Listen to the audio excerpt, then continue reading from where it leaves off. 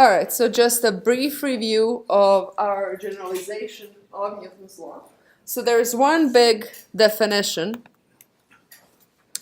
and that is total molecular stress tensor. So this is an encompassing tensor that is supposed to account for all of the molecular stresses. The first portion of it, that is P times identity matrix, okay? That is the portion that corresponds to hydrostatic pressure. So that is the portion that is there no matter what. That stress is there regardless of whether fluid is moving or not. Okay? It just exists there. And it's separated as such. Right? So we'll look at that portion separately. And then there are viscous stresses that we formalize as this tau tensor. Okay? So the one that we opened our lecture with was tau yx. Right? So if you remember, that's one to kind of conceptually go back to whenever you're confused what subscripts we should actually have in this picture. So tau yx, we had parallel plates. Lower one was moving, top one was still, and because of those differences in velocities that we see macroscopically, right, we have x velocity that is very large at the bottom and 0 at the top. There will be a transfer, so velocities are only existing in x direction. There are no other velocities that we're actually looking at. They're 0, macroscopically they're 0. But because of those differences, we will see a momentum transfer in y direction. So basically transverse direction to the velocity itself. Okay. So tau yx is basically x momentum transfer in y direction. So we could have that, of course, in a general velocity field. I will have velocities in x, y, z direction. Okay. And I could look at the transfers across x, y, z planes. So when I account for all of the possible velocities or momentum, types of momentum or directional types of momentum, if you will, so all of the possible directions of momentum across all of the possible planes, I will have 3 by 3 options. So essentially tau yz is then what? What is tau yz?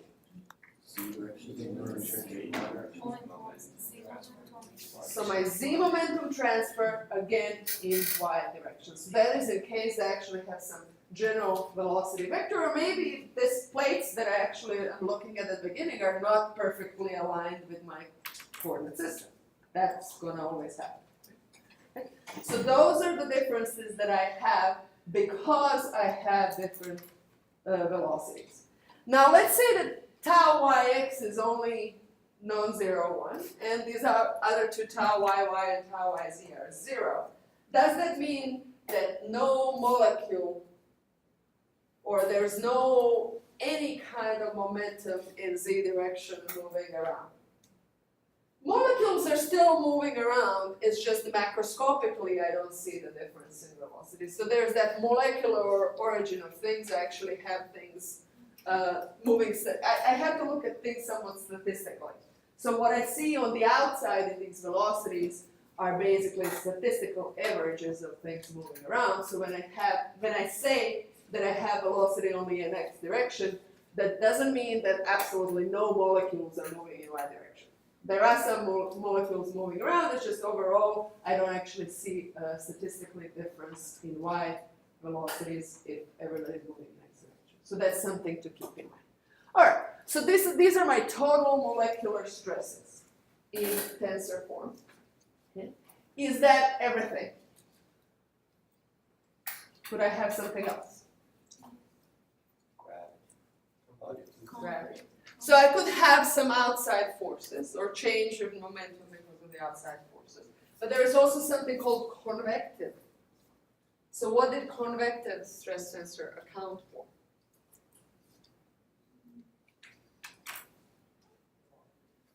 It accounts for the fact that our choice of coordinate system is static.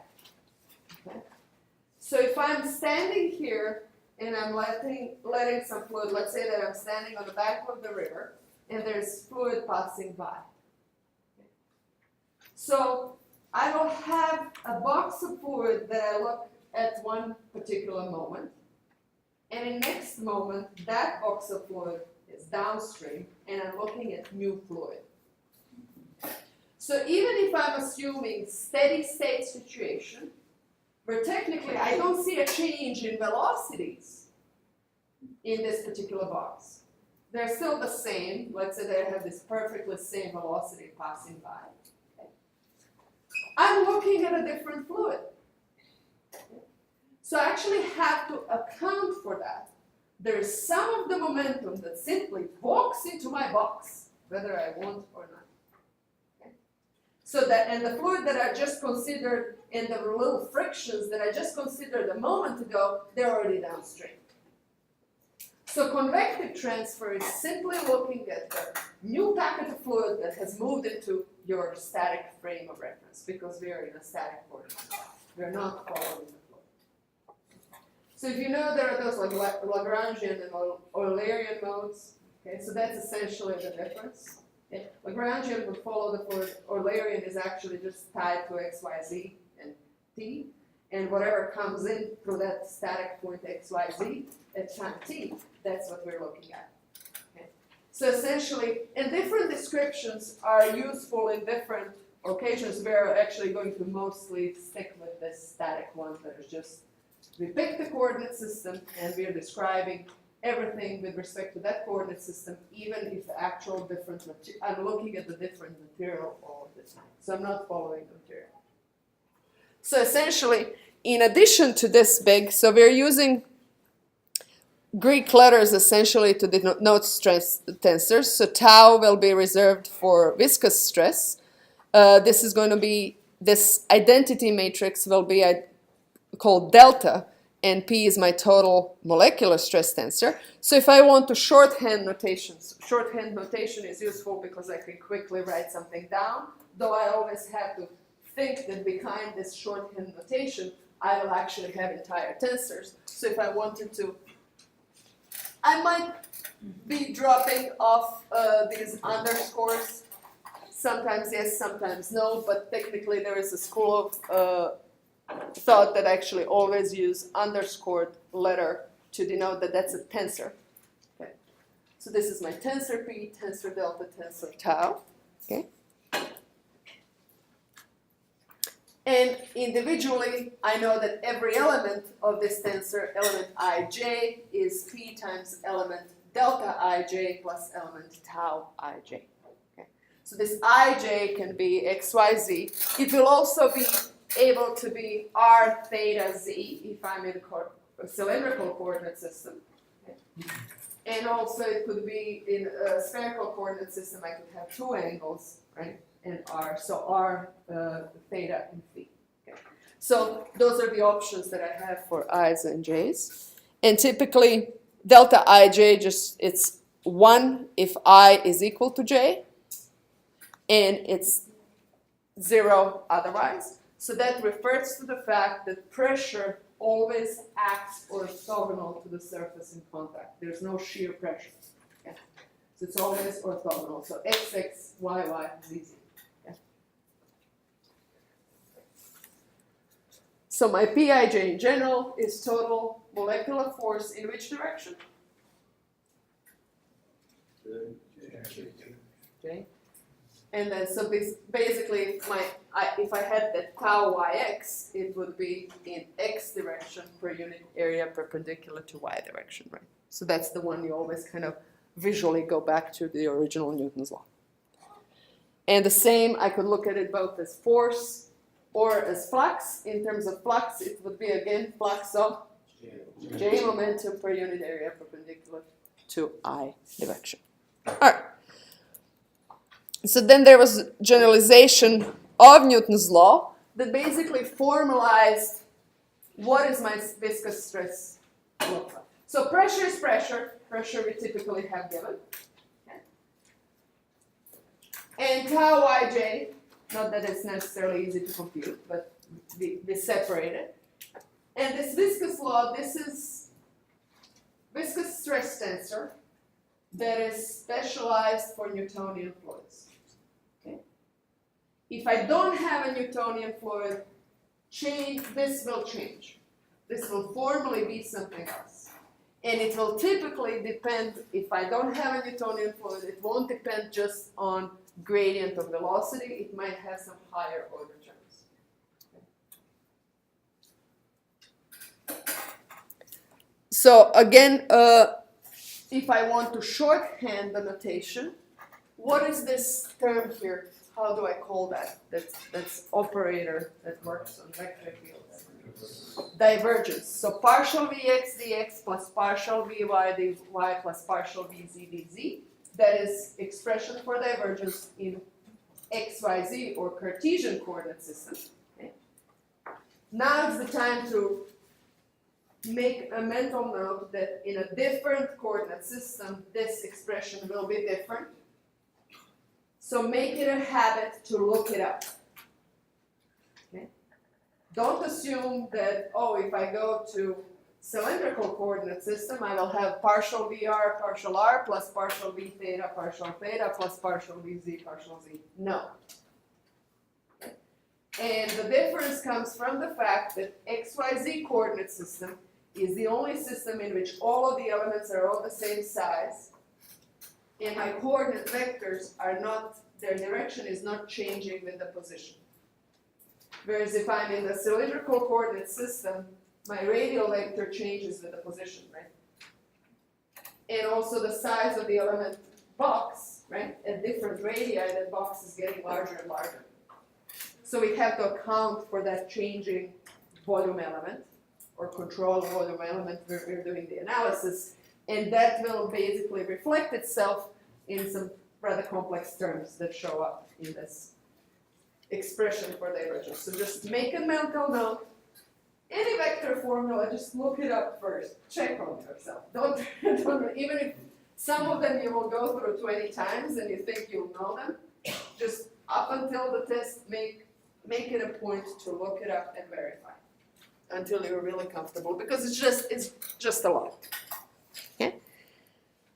All right, so if I want to do this in a cryptic form, then this is Jacobian of velocity. So this is a tensor that has all of the partial derivatives of velocity.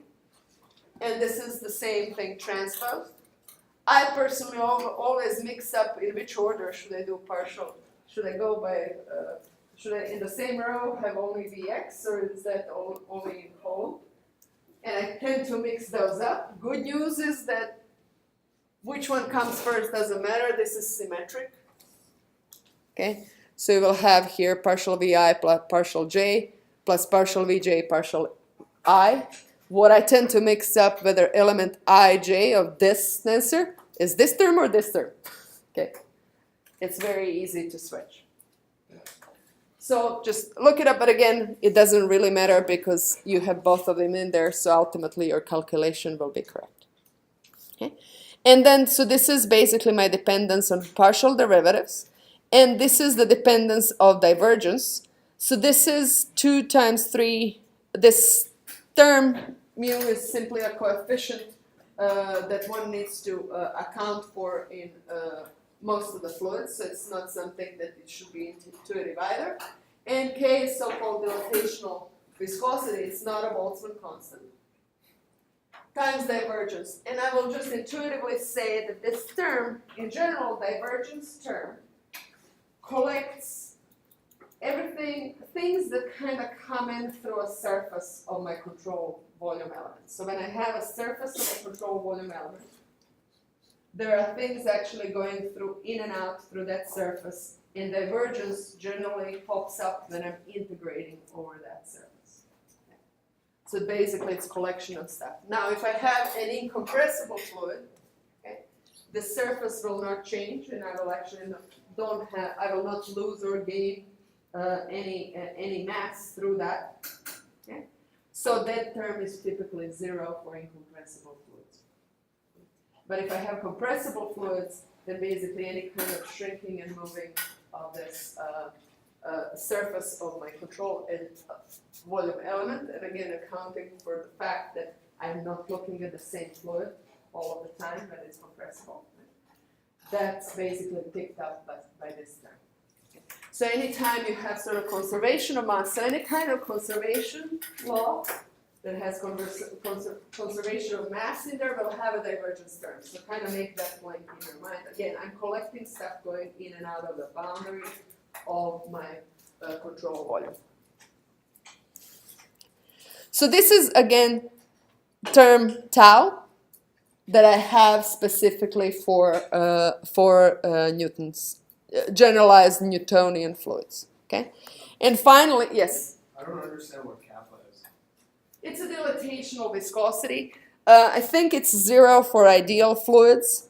Basically, any viscous stress that results from this dilation of fluids. So if I have compressibility happening, there is a coefficient attached to my change in volume due to compression or dilation. Like when you push oil to a pore. Yeah, so if you actually have compression, there is some resulting viscous stress because of that. Because when you're compressing, you will change velocity slightly, right? And there is some viscous stress resulting from that. So that's what it's accounting for. So is there an analytic way to measure, compute that, or is it just measured? It's typically measured.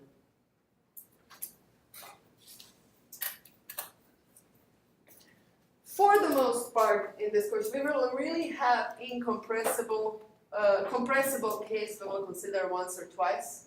For the most part, we will look at the incompressible fluids, so we will typically not account for this.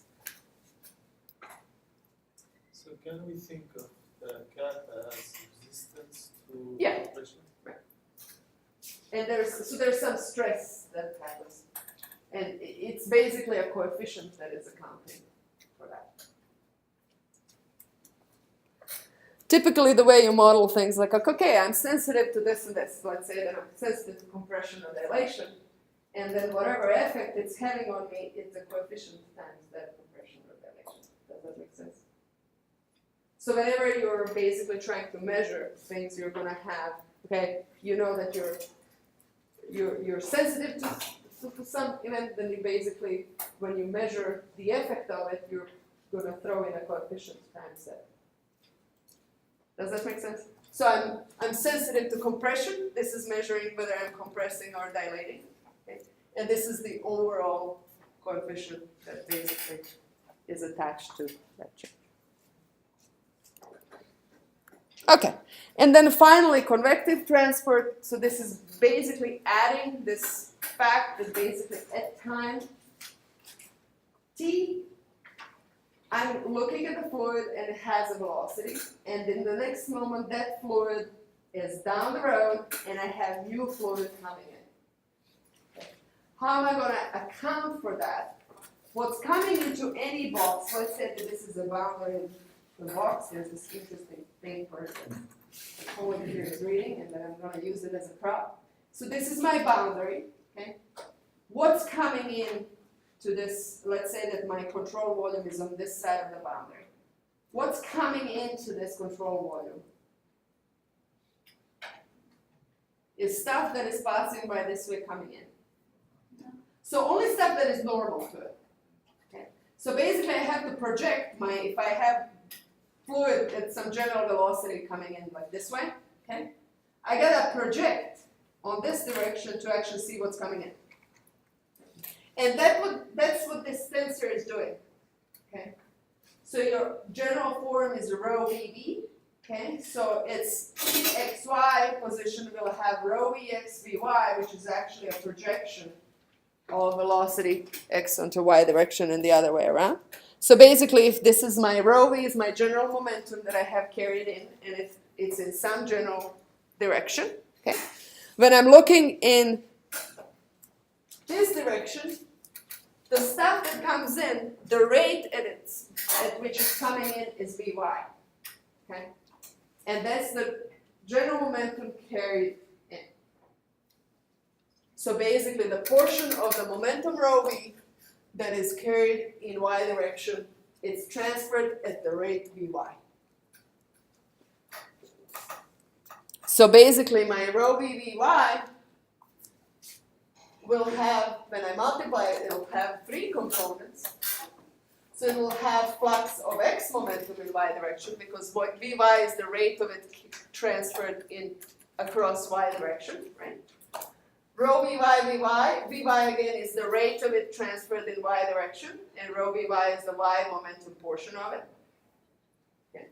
And Vy is the rate of the rho Vz transferred into the momentum. So when I look at this vector, I'm going to have rho Vx Vy is a flux of x momentum in y direction, rho Vy flux of y momentum in y direction, and rho Vz Vy flux of z momentum in y direction.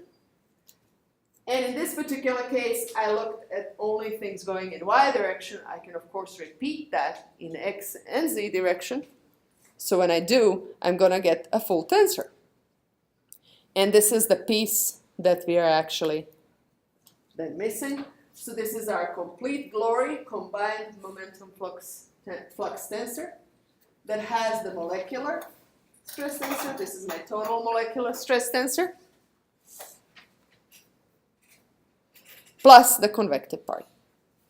And then molecular, of course, we put a hydrostatic and dynamic part. Yes? So what's the relation between the normal, like Txx, Tyy, and the pressure? Are they always supporting each other, or can they counter each other? They can counter each other. It is essentially just deciding to look at them separately. I mean, overall, I have stress. My fluid is stressed out. Okay? But I'm like separating these things into bins that I can look at and analyze separately. So yes, I could have all kinds of different versions. I could have things counter each other. At steady state, most of the time, no. But in a general situation, I could have all kinds of combinations. Does that make sense?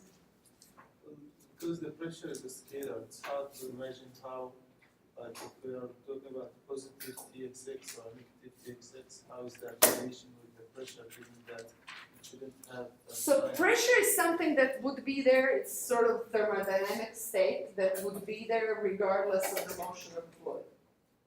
Okay, so in that sense, it's separate. So even when I have moving fluid, I'm sort of, my mind is separating part that is hydrostatic and it's just that hydrostatic part. That is just there because of all the weight of the column, weight of the fluid on top of me, and so forth. Okay. That's something that is relatively independent. I'm not saying that like my velocities at the bottom of the lake are completely independent of what's going on in the column above, but I can separate them out. Because I could have some additional forces that are moving the fluid that are unrelated to the weight of the top. Okay. I could have a little submarine. Okay. And submarine is moving independently, and it's moving the fluid independently. And while yes, how fast the submarine can go, it does depend on how deep it is. It still it has an external force moving it. So as long as I have a good engine, I'm going to be able to move through. Okay. So it's not that it's not correlated at all, but overall I can separate the two. Okay, so I can separate the movement from the actual, just the hydrostatic pressure that would be there just because I'm on certain depth in a lake. Or, well, submarine will not go into a lake necessarily, but yeah, you know what I mean. Ocean. Okay? All right, so this is my complete combined momentum. Okay, let's start applying this so we can actually hopefully gain some insight. So we will move on what is a chapter 2 in your textbook.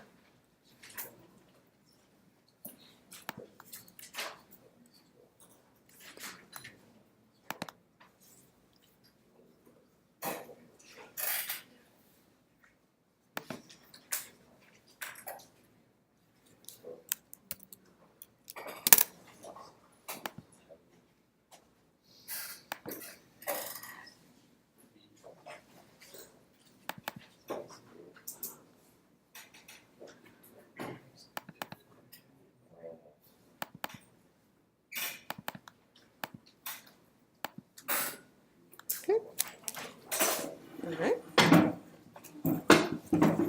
All right, so we will move on to chapter that is overall, I refer to as shell balances.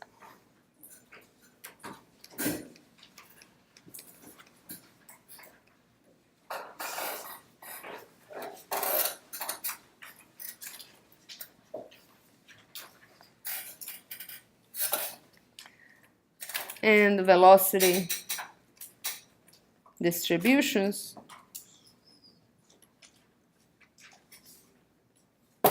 in laminar flow.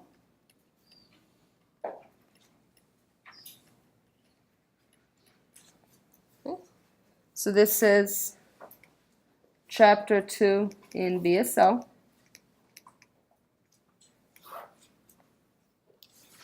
And when I actually refer to this shell balances,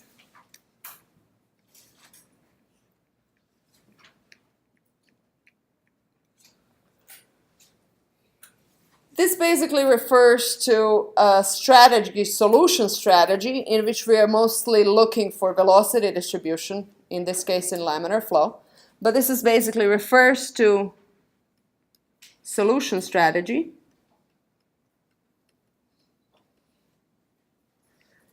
In which I pick a control volume, which I'm going to call a shell because typically it's a relatively thin control volume. Okay. I account for all of the mechanisms that could actually change my momentum in that shell. Okay. I put them all together and then I shrink that shell down to a point. And that gives me a partial differential equation that I then go and solve. Okay. So it's essentially where we account for all mechanisms that can change momentum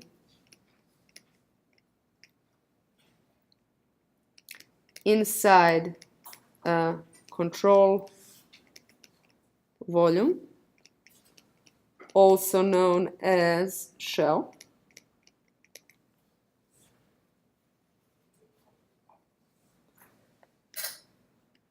And then we shrink this shell to a point.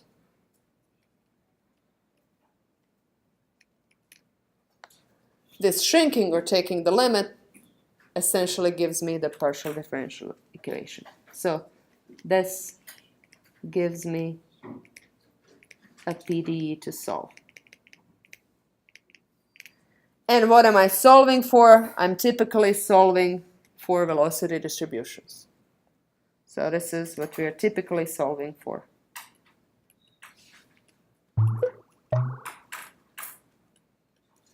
Sometimes pressure, sometimes also shear stress, but most of the time we're going to solve for velocity. So could be pressure and tau as well.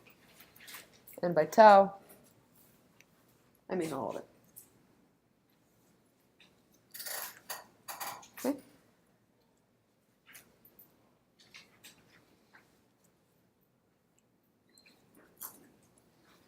So when I'm looking at this shell balance, I'm looking at how can things change within my shell. So what we will typically look at as a momentum balance in a shell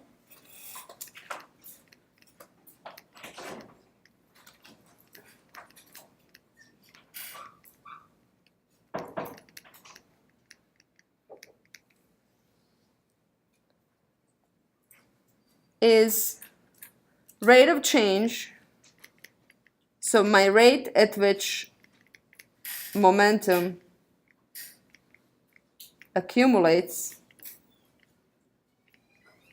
well, or possibly I'm losing it in the element,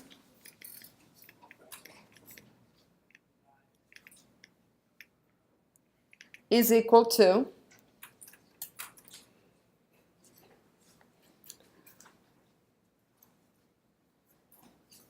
So if I'm thinking of the total momentum as we described it, so we described momentum stress tensor with that phi, and that was my combined momentum. And it had different parts of it, but let's just think about the combined momentum. Okay. So some of it enters the element, some of it leaves the element. Okay. So I can look at the net combined momentum phi. And there is something that specifically was not incorporated in that combined momentum that could also change my momentum. What is that? Gravity, external So forces. gravity is typically act of some outside force, right? So I could have some outside body forces changing my momentum. So those are, and by that I've exhausted all of the mechanisms that I could actually have change my momentum. So there are some molecular ones, that was that tensor P, I had the pressure part in there, I had the thermodynamic pressure part in there, I had the viscous, little viscous frictions within same box of fluid. Then I recognized that some of that fluid could just walk into my element, so I had to account for that too, so that was my convective part. Okay. So that's my combined momentum, and then I could have some outside force that is changing my momentum simply because I'm sitting in the force field and I'm reacting to it. Okay. So basically, we're going to break that down, but essentially, we could have a rate at which momentum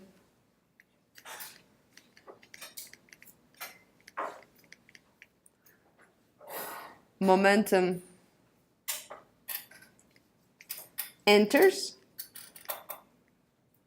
the shell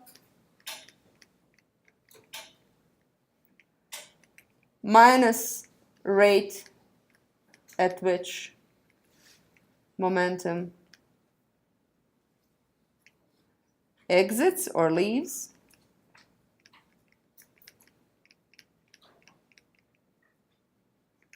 And when I say momentum, I'm thinking all of it.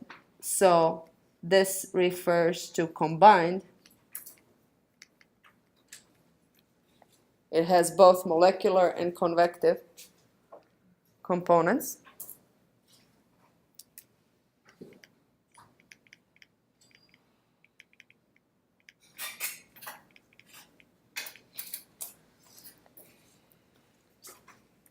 And then plus body forces induced change of momentum or acting. So I'm just going to say body forces acting on the element.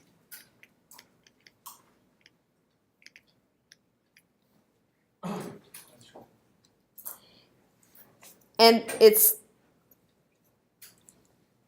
so this is essentially the balance. Yes? Don't you include the body force in your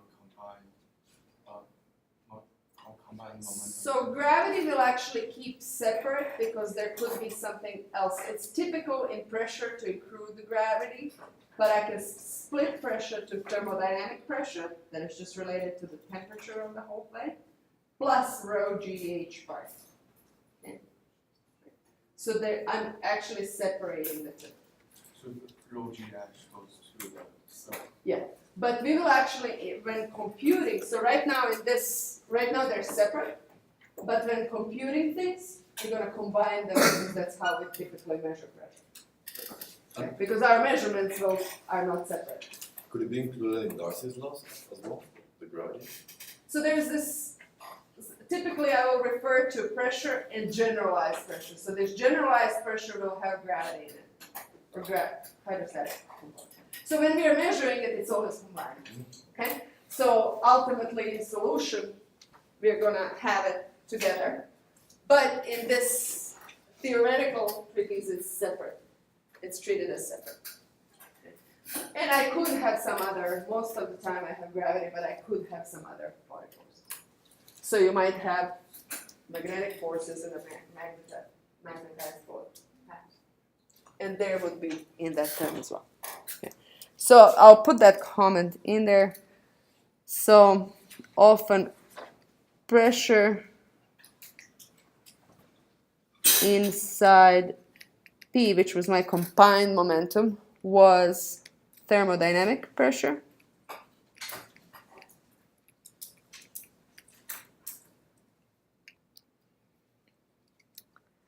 In calculations, we will combine thermodynamic and hydrostatic pressure into generalized pressure.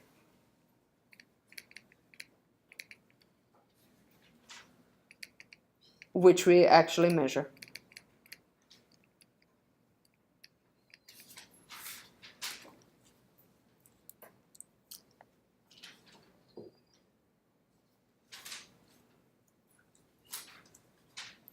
So let's see how we actually apply this strategy.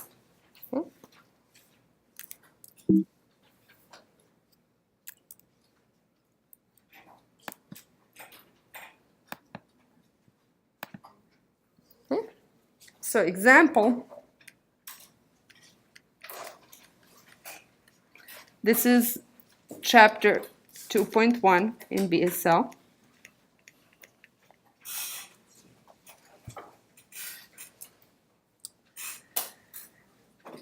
And this is going to be steady laminar flow of a Newtonian fluid, incompressible fluid,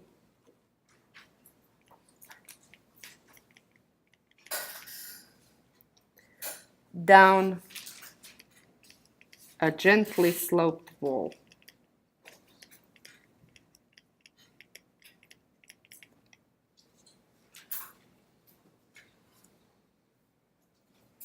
So I'm going to exaggerate this wall because it's easier to draw. This is my wall. And this is a Greek letter beta.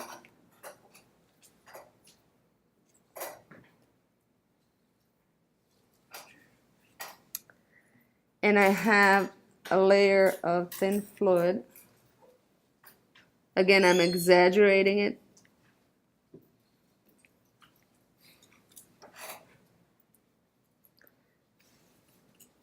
And its thickness is delta, not to be confused with the delta tensor, unfortunately.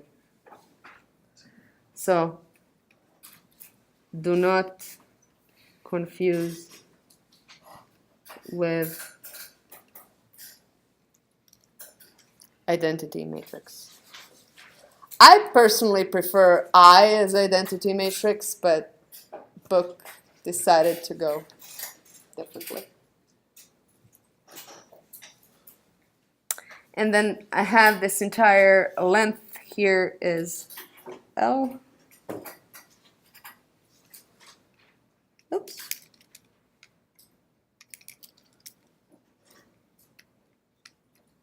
So this is L. And I actually have some, so this is in 3 dimensions. I'm just going to ignore this dimension into the paper, essentially, but let's say that I have some W in there.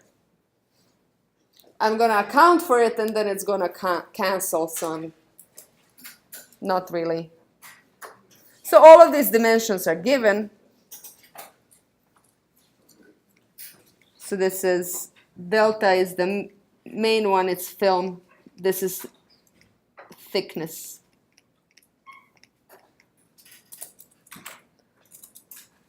And delta is so small that I'm calling it a film. Okay, film of fluid.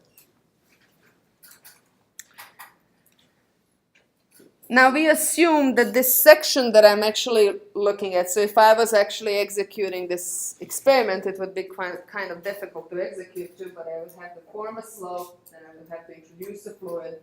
And if I'm thinking of just this open slope of some sort, anything close to the boundary is going to have boundary effects. some ripples and so forth. Also figuring it out so that it's sloped in such a way and that flux is so small enough for me to actually see a thin film as opposed to any kind of rippled surface that might actually be uneven, right? So if I was in the lab, it would be quite difficult to execute, but I'm just going to assume that somebody is very good in the lab and they're doing that, okay? But what I'm trying to point to is that there is certain trial and error. So in actually for somebody in the lab to enforce all of the assumptions that we're going to assume to be able to solve is not necessarily trivial. And often when you're in the lab, you don't necessarily know that all of the assumptions you're making about fluid are correct, okay? So there is always a little bit of an interplay between what are we actually solving for when we are going in with analytic tools versus what you can actually execute in the lab. So we're assuming that we have somebody really good and they're doing it, so we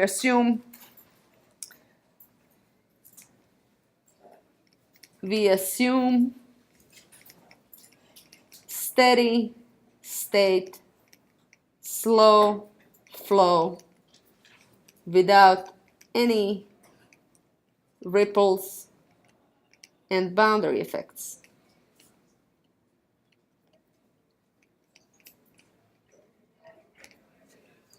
And we are assuming this laminar flow, so I really don't have any kind of like turbulence or anything, onset of anything strange.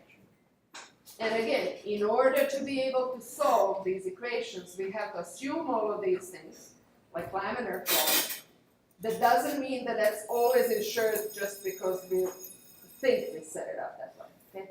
So we can solve in certain specific cases. In this case, it's going to be assumption of the laminar flow, but they're not necessarily easy to make sure that they actually happen in the lab. So one has to have that in mind. So onset of turbulence is something that is typically difficult to avoid. So we will continue on Wednesday.